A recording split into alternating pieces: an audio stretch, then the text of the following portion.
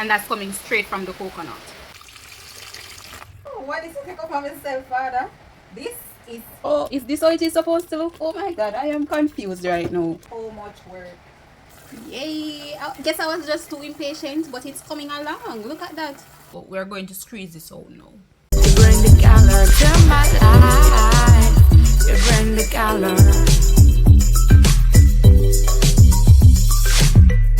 Love is a rainbow. Rainbow is a smile of sky. Love is a smile of sky. Your love makes me feel so fine. Love, you bring color to my life. Love. Hey guys, welcome back to my channel, and in today's video we will be making some coconut oil. You may call it unrefined or extra virgin. I'll be making some extra virgin as well, and I'll be doing this for the very first time.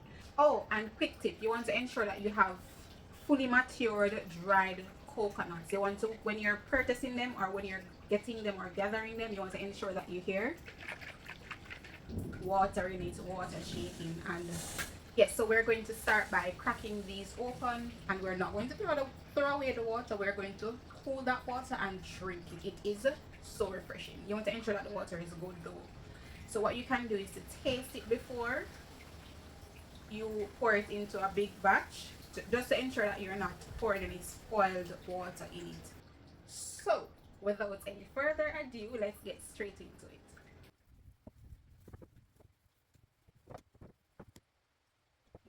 Oh, this one is cracked. This one is cracked. It was at the bottom, so we're going to put this aside.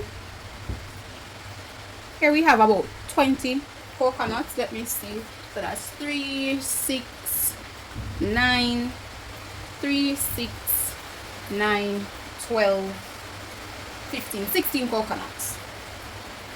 Alright guys, so the first thing that you want to get something heavy so as to break open the coconut. In this case I'm using a piece of iron or a piece of metal. You can go straight ahead and use a hammer. So what you want to do, you want to break it, knock it around to break it into 2 parts.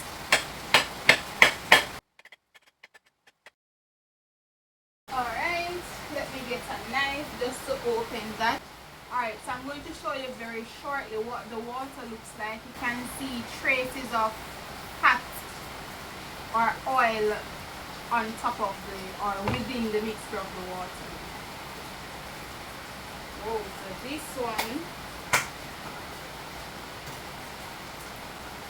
it has, I think in Jamaica we call this oil nut. I think so. It can be eaten and it has a very spongy texture. And I think this is where the oil is already coming from. Right, so as I was saying, if you look closely, you can see the fat, the oil, and that's coming straight from the coconut.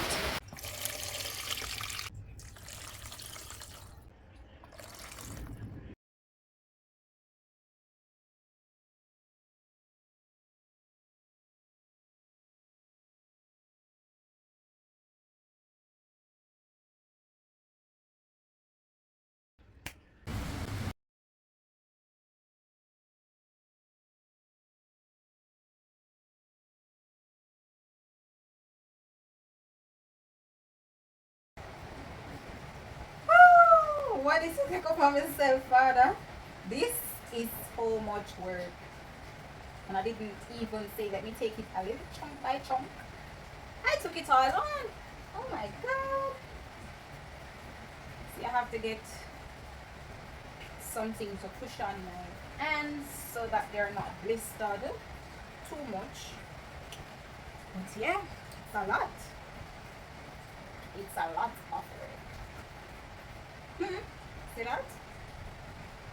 And what I also find is that when I use the iron that I was using to break the coconut, I you know, somewhat knock it all around, so it's much easier to remove the meat from the shell.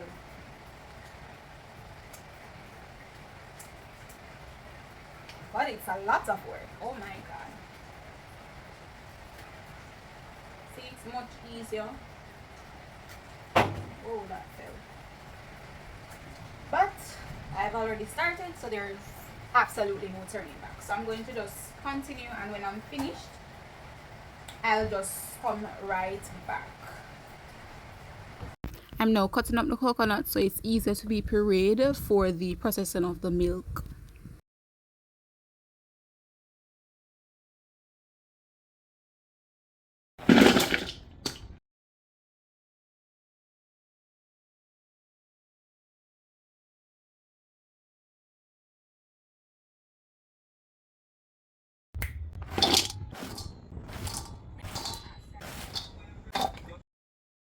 Hey guys, welcome back to my channel. So it is Tuesday morning. The last time you saw me was on Sunday all day. So this process has kicked me to the curb. In fact, I still have not yet finished cutting up these, but never mind, because the coconut milk is going to be fermented and it won't make a difference in terms of if you're seeing the discoloration and wondering, right? But I have completed this, so I'm going to start blending this batch now. And where are you coming from? Yes, so I do have a blender. However, I'm going to use my NutriBullet, because what I realize is that the NutriBullet gets more out of whatever it is that I'm blending, and it gives a more refined blend. So I'm going to start by blending this batch, and wherever I am able to stop, because I do have work and I'm just balancing both.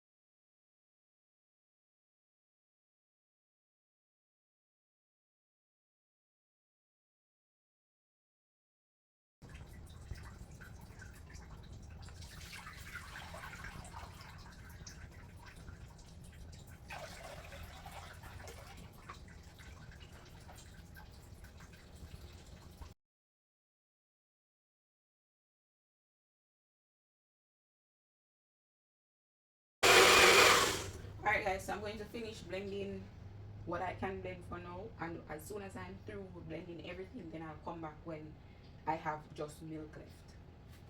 Alright guys, so it's the next morning, literally 24 hours, and this is what we have. I'm going to remove the cream from the top. I'm not sure I'm able to see clearly based on the fact that this is a frosted bowl, glass bowl, the distinct line between the cream and the water. Hopefully this is all cream. And here now is another batch. Oh, you can see the cream So I can definitely just go ahead and remove this. So I'm going to remove the cream and put it in a plastic bowl where I'm able to see the distinct separation. Alright, so this is the dish that I'll be using, a clear dish where I can see the distinct separation between the cream and the water. Quick tip, if you're able to start the oil extraction process from like a stage like this, or even better, the same day that you prepare the milk or process the milk, I think it's better and much better for you. Because tell me why I watched the video and it was like the longer you have it stay on the counter covered, the more flavor and the more aromatic the oil will be, and yada yada yada. The whole place smelled like fermentation when I was finished. And not just that, to me it didn't smell like coconut oil anymore.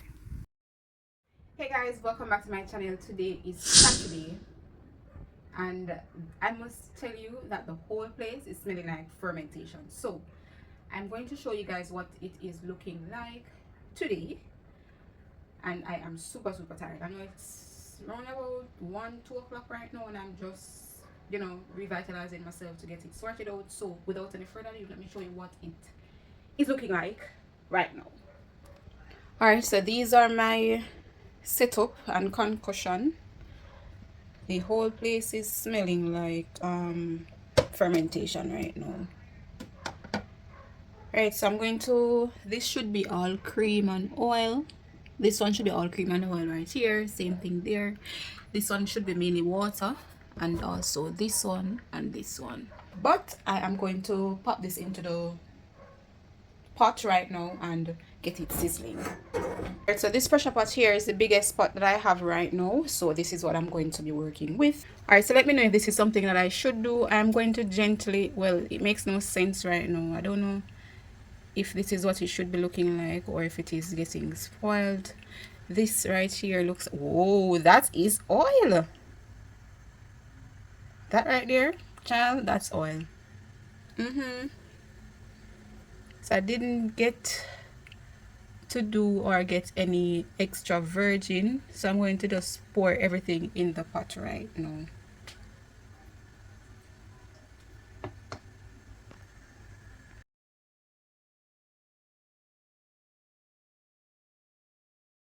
Alright, so I just pour this one out, this batch out. I'm not going to mix up everything until I know that everything is good. And then this one I just poured it in. I don't know, but I would be so upset, so upset if it is that I went through all of that and then it is not good. But keeping my fingers crossed, I think it is good, even though it smells a bit off. To me, it smells a bit fermented. I'm not sure if that's how it's supposed to smell, but it definitely smells a bit off. But yeah, this should be all cream.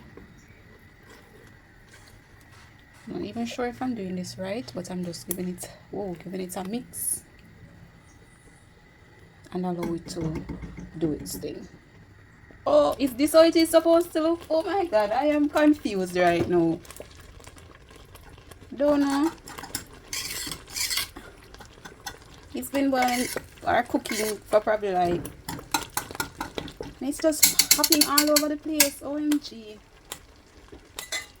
I do have some that I kept in the fridge from the day I see that it's just popping all over the place.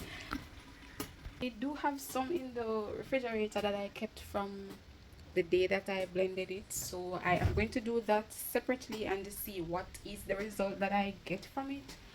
But child, I don't know if I wasted all my time. I'm going to turn this off. It should be done by now. It should be done by now. I don't know. But I just called my mommy. She's on the road, so she's going to call me back when she gets home because she has done this before. And yeah, it's just popping all over the place and burning me up. Like, what the hell?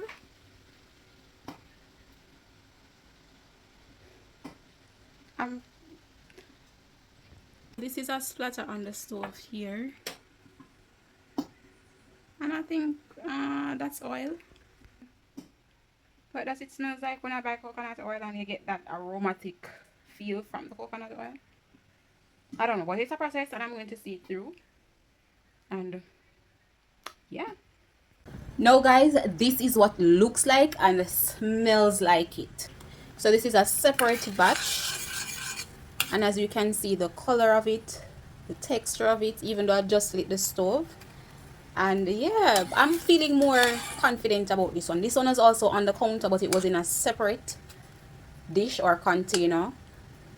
It was in this, which still has some cream that I am trying to get off as well. So yeah, I feel much more comfortable with this as opposed to this that I think I'm going to discard. Yay, this is what it's looking like right now. It's not popping up in my face, it's not popping all over the stove, it's not popping, but I must say, inside the kitchen right now smells like when I'm popping or making a popcorn, especially this one. I don't know why it's looking like this, but I figure more or less it's because it was fermenting for way too long. But mom told me not to worry. If it doesn't form any oil, once the curd is thick and becomes a quote-unquote pot, then let it sit, cool, and then I'll just squeeze that out. And that's what I'm doing. It's actually cooling now. It's still hot. So once it's fully and thoroughly cooled, I am going to squeeze it out, and yeah. But this one, I am loving how this one is coming on thus far. I do have 2 other batch in the refrigerator.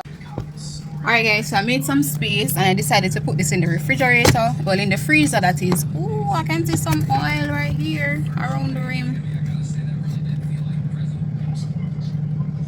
Yeah, that's oil.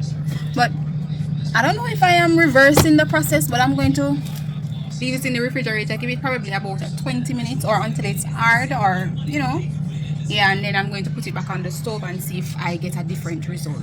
As for this one, I have decided to put it in the fridge. This is the lower part of the fridge, and I'm going to see what happens after. I may put it in the freezer, but the space isn't there for it to go in the freezer, so I'm going to just leave it here to chill, and then pop it in the freezer once I have the space. Guys, it's coming. You can see the oil right here. Yay, it's coming. So what I did, I changed the pot to a pot with a wider surface area, and I am allowing it to do its thing. So for this one, this pot is definitely too deep, and there is, I guess, too much in it, so it cannot get to have enough space or surface area to do its thing. The oil is forming. It's not a lot, but it's forming.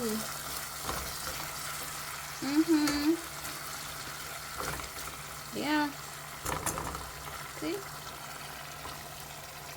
Ooh. Yay, I guess I was just too impatient, but it's coming along. Look at that. The oil is forming right here. You can see all of that is oil. So I'm going to just continue to stir it. I don't want to use a fork or anything because it's and I didn't actually want to use the non-stick pot. Woo! But I eventually had to draw for this non-stick pot. I actually took some of the curd to say I'm going to fry some plantains, and it's now smelling like. But after I realized that, hey, the oil is forming.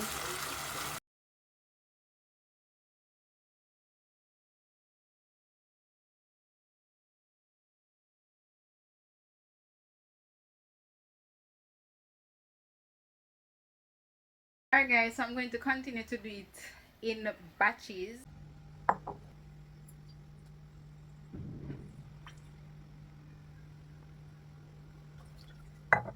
Alright, so this is the custard that I am about to squeeze the oil from, and it has a texture, a similar look to when you have done ground beef. So we're going to squeeze this out now.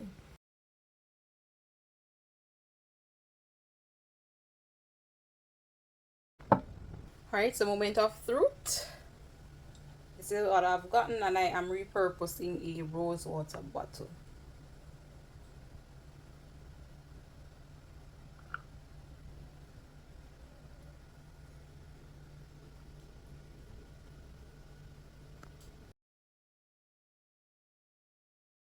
As for this part, I don't think I want to get this in it, but this is it so far. I have another one to strain.